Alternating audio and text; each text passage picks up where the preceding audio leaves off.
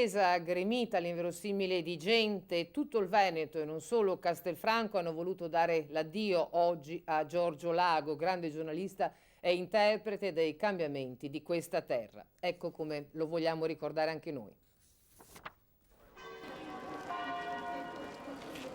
Tutti cercano di darsi una risposta e la domanda è: e adesso come facciamo? Io non saprei che dire adesso come facciamo. Certo che la perdita di Giorgio per noi è incommensurabile. Certo, era franco, leale, generoso, ragazzo e fortemente pensoso. Il funerale di un uomo buono, capace di lasciare dietro di sé rimpianto e amicizia, ma anche il funerale di un grande professionista, capace di lasciare dietro di sé orfani di giornalismo.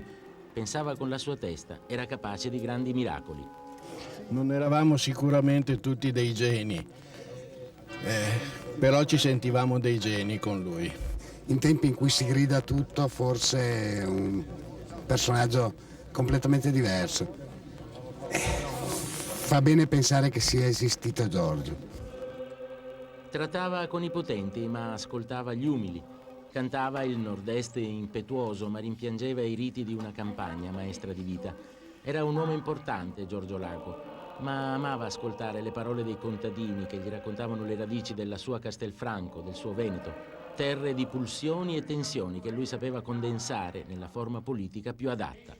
E la ricchezza di imprese, di capannoni e di soldi non impoverisca i valori della fede, della cultura e del sacrificio di contadini, di vignaioli, ma sappia costruire un federalismo solidale nel rispetto della dignità e dei diritti di ogni persona.